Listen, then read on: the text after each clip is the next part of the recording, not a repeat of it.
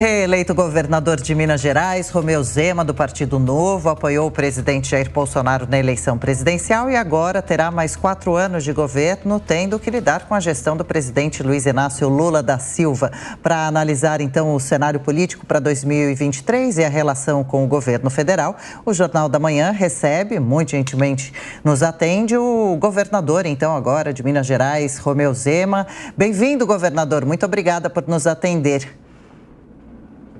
Bom dia, Adriana. Bom dia, Daniel. A todos que nos acompanham. Uma satisfação estar aí com vocês. Satisfação a nossa. Muito obrigada. Bom dia também, governador. O senhor já começa o ano, o novo mandato, exonerando os servidores. Qual foi a intenção desse remanejamento inicial? Adriana, eu venho do setor privado, onde eu trabalhei mais de 30 anos. E é sempre bom você estar conferindo tudo que está acontecendo. Eu já tive casos na empresa de termos funcionários fantasmas. E no governo isso ocorre até com mais frequência. Algumas chefias vão embora, tem alguém lá na folha de pagamento que não aparece mais para trabalhar e continua recebendo. Então, início de novo governo, início de ano, é hora de você fazer novamente uma triagem, checar se está tudo ok. Então, o intuito é exatamente esse, não manter na folha aqueles que não estão trabalhando. E como são milhares de funcionários, é algo que você precisa realmente estar fazendo dessa maneira. Agora, governador, mudando de assunto, apesar do apoio do senhor a Jair Bolsonaro no segundo turno, Lula acabou vencendo por uma margem pequena. Eu queria que o senhor nos dissesse como deve ser a interlocução do governo de Minas Gerais com o governo federal, com a União, nesses próximos 4 anos. O estado de Minas Gerais vai depender dos recursos da União. Para quais iniciativas? Eu gostaria que o senhor nos dissesse qual é o panorama. Eu estou otimista. Primeiro, já tive um contato com o vice-presidente Geraldo Alckmin há 20 dias atrás, por ocasião do leilão do metrô de Belo Horizonte. Fui muito bem atendido, foi o meu primeiro contato com a nova gestão. O leilão foi adiante aí na Bolsa B3 em São Paulo e correu tudo bem. E se nós falássemos que esse alinhamento é a solução, Minas Gerais não teria tido no passado o seu pior momento, porque nós tivemos aqui um estado arruinado na gestão que foi de 2015 a 2018, quando justamente nós tínhamos aqui governador do PT e presidente do PT. Então, se alinhamento resolvesse, Minas não teria afundado como afundou. E eu sempre digo também que eu tenho aqui em Minas 853 prefeitos. E, independentemente de partido, de ser oposição ou nos apoiar, esses prefeitos são tratados com respeito, ninguém é discriminado ou privilegiado, as decisões são técnicas. Então, eu espero que o governo federal mantenha essa linha. Nós não queremos nada além daquilo que nós temos direito. Queremos sermos respeitados e queremos que os grandes projetos de Minas caminhem adiante, como a duplicação da BR-381, que liga o estado ao Espírito Santo, uma obra que vem caminhando muito lentamente. Temos a questão do acordo, o termo de reparação de Mariana, que está muito avançado e que agora depende desse novo governo. Então, são esses pontos que nós queremos. Nós estamos aqui caminhando, toda ajuda é bem-vinda, mas nós sabemos que o governo federal também tem um buraco que não fica tão longe daquele que nós temos aqui em Minas Gerais. Roberto Mota. Governador, bom dia. Primeiro, parabéns pela sua reeleição. Na minha opinião, a sua primeira eleição foi uma novidade muito bem-vinda no cenário político brasileiro. A pergunta que eu queria lhe fazer é sobre voto. O senhor foi reeleito, o que sinaliza uma aprovação do eleitor mineiro com a sua gestão e com a sua pessoa. Mas, pelo que eu sei, o Novo não conseguiu eleger nenhum deputado federal em Minas Gerais. Então, a pergunta que eu lhe faço, essa aprovação à sua gestão e à sua pessoa, ela acabou deixando de lado a questão das ideias do Novo? Ou como é que o senhor vê isso? Roberto, de forma alguma, o meu alinhamento com o Novo, o que o meu governo faz, é exatamente aquilo que o Novo valoriza. Eu sempre menciono que talvez o Novo seja o partido no Brasil que mais depende de valores, de princípios e não de pessoas. Então, o que nós queremos é que, quando as pessoas se forem, que esses princípios, essas referências permaneçam. E, geralmente, o que se vê na política é muito oportunismo. São as pessoas pulando de galho em galho de acordo com a situação. Eu sou novo, vou continuar no Novo, continuo acreditando na proposta do partido. Tivemos uma eleição atípica com grandes puxadores de votos nos extremos. E isso acabou causando um certo estrago na participação do partido.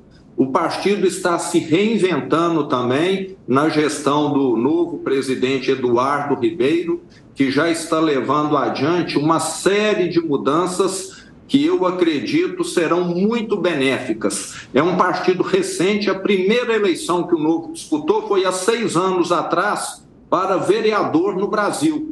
Então, é um partido que está aprendendo ainda, foi constituído por pessoas que não vieram da política, mas que têm propostas muito boas. Então, estamos aí na curva de aprendizado e eu tenho certeza que nós vamos caminhar para uma participação maior nas próximas eleições. Amanda Klein, sua vez. Bom dia, governador. Feliz ano novo, boa sorte e bom trabalho para o senhor nesses próximos 4 anos. Governador, o senhor não só apoiou o ex-presidente Bolsonaro, como trabalhou ativamente pela sua reeleição. No entanto, o ex-presidente Bolsonaro não reconheceu a derrota, não atuou para desmobilizar os atos em frente a quartéis generais que pediam intervenção militar, submergiu e praticamente não falou com a população depois da sua derrota no dia 30 de outubro, fugiu para os Estados Unidos no dia 30 de janeiro, portanto, antes de terminar o seu mandato, não passou a faixa ao seu sucessor Lula. Na sua opinião, governador, o ex-presidente Bolsonaro errou ou o senhor concorda com o comportamento dele? Ele decepcionou o eleitor dele? Amanda, eu apoiei o presidente no segundo turno, sempre tive um governo aqui que não ficou mandando pedra, como muitos governadores fizeram. Eu sou de ir conversar e mostrar a minha posição. E sou muito adepto daquela questão, roupa suja se lava em casa e não em público. Então é a minha maneira de atuar aqui. Apoiei ele, porque tenho muito menos divergências com ele do que com o presidente eleito, com quem eu tenho muito mais divergências. Então, é uma questão de estar mais alinhado com o Bolsonaro do que com o presidente Lula, que foi eleito. Isso não quer dizer que concordo com tudo com que o presidente Bolsonaro faça, não. Eu falo que um dos perigos que nós enfrentamos numa democracia é quando nós endeusamos alguém, quando nós veneramos alguém e achamos que aquela pessoa faz tudo corretamente. Eu estou sujeito a errar a qualquer momento aqui, não quero ser Deus e nem venerado. Eu quero é fazer um bom trabalho, receber críticas para poder levar adiante as melhores propostas. Eu, no lugar dele, procederia de maneira distinta. Porque acho que faz parte, do jogo político, de qualquer esporte, em alguns momentos você não vencer.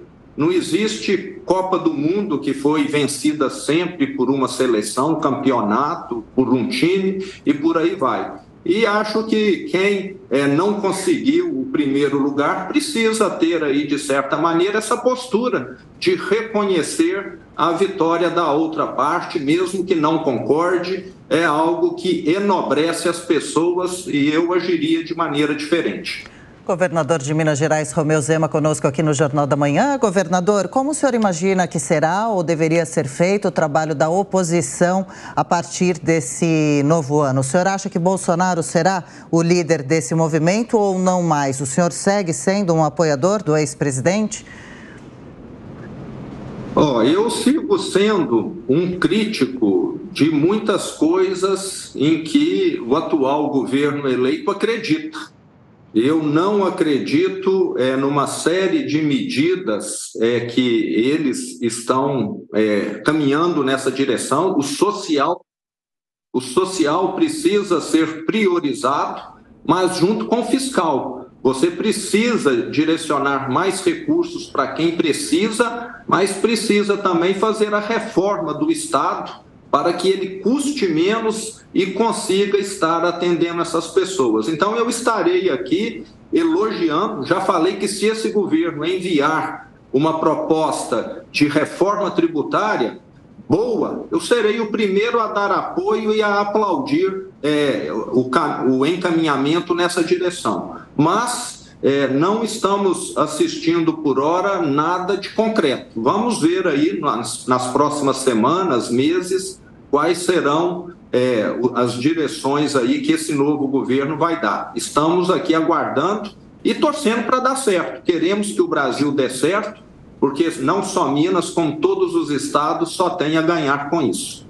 Pois é, governador, na esteira dessa resposta do senhor, desde quando o senhor apareceu na política, sempre defendeu uma agenda liberal. Então, eu queria que, de maneira muito prática, o senhor analisasse essas primeiras medidas do governo federal e, além disso, nos adiantasse se já há algum tipo de tratativa, de conversa com outros governadores para tratar das questões que envolvem a perda de arrecadação, ou isso deve ficar restrito, esses ajustes à prometida reforma tributária?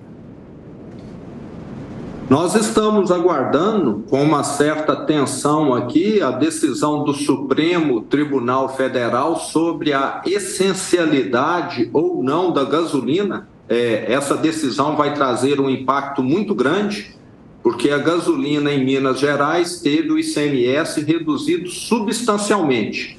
Se ela for declarada como não essencial, isso significa que nós vamos poder retornar para a alíquota anterior.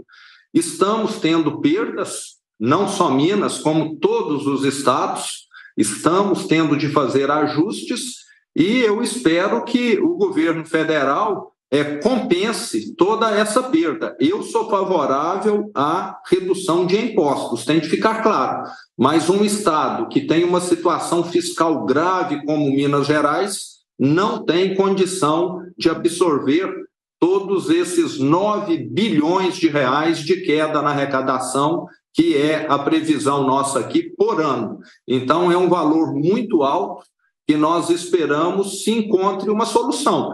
E eu sempre falo, eu não acredito em mágica, eu acredito em ações. Aqui em Minas, para equilibrar as contas, nós tivemos de reduzir privilégios, tivemos de reduzir cargos, mordomias, e eu dou o exemplo.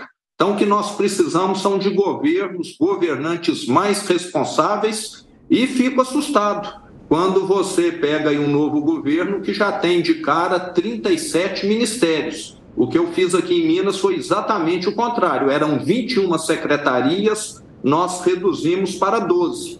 Se um condomínio está em dificuldades financeiras, você não vai estar ampliando a equipe ali do zelador, não. Você vai estar procurando reduzir despesas. E parece que tem caminhado no sentido contrário. Então, é preocupante essa visão de não haver preocupação com o gasto público, não melhorar a eficiência da máquina do Estado. Roberto Mota. Governador, eu gostaria que o senhor comentasse 4 indicadores do seu governo, repasses do Estado para os municípios, o número de servidores, se houve aumento ou redução, o percentual da folha de pagamento em relação à arrecadação, como é que isso evoluiu e como é que foi a participação de Minas no PIB. Perfeito, muito bem lembrado aí. Primeiro, no governo PT Pimentel aqui no passado, é um caso único no Brasil, ele não fez os repasses do ICMS, do IPVA e do Fundeb para os municípios. Aqui em Minas Gerais nós tivemos cidades que quebraram, deixaram de pagar a folha de pagamento, passaram a dar para o funcionário municipal cesta básica para ele sobreviver até que essa situação caótica passasse. Eu não só passei a pagar corretamente, como também estou pagando parceladamente aquilo que foi tirado pelo governo do PT Pimentel lá no passado. Então, hoje nós temos aqui um relacionamento muito bom com as prefeituras, com os prefeitos, e eu saliento que nessa ocasião aí lá atrás nós tivemos aqui prefeitos que renunciaram, prefeitos que adoeceram e que suicidaram porque a pressão sobre o prefeito é muito grande. Na porta da minha casa ninguém bate, mas na porta da casa do prefeito todo mundo sabe e bate lá. Então os prefeitos em Minas, durante a gestão anterior à minha, tiveram aqui um momento de pesadelo. Com relação ao percentual da folha, nós assumimos o estado onde 67% da receita corrente líquida era comprometida com esse pagamento. Esse número já caiu para 49%. Então, uma evolução bastante expressiva. A participação de Minas na economia do Brasil tem crescido ano a ano durante a nossa gestão. Em 2018, Minas Gerais representava 8,8% da economia do Brasil. No ano passado, aliás, em 2021, ela já representava 9,3%. E continua ampliando. É a maior participação da economia mineira em mais de 20 anos. E a outra pergunta foi com relação aos servidores públicos, que você perguntou? Isso. Sim. Número de servidores. O número de servidores que nós reduzimos aqui é da ordem de 50 mil, considerando as autarquias, as estatais. Nós tínhamos aqui 50 mil cargos a mais, que mesmo tendo a redução, em vez de afetar para pior os serviços do Estado, nós melhoramos. Hoje, todos os indicadores nossos, tanto na área de segurança, quanto na área da educação, têm avançado. Então, não é quantidade, é estrutura boa, é um serviço bem estruturado que acaba proporcionando para o cidadão melhorias no atendimento nessas áreas. Nosso tempo está quase se encerrando, ainda dá tempo de uma última questão. Amanda Klein, por gentileza.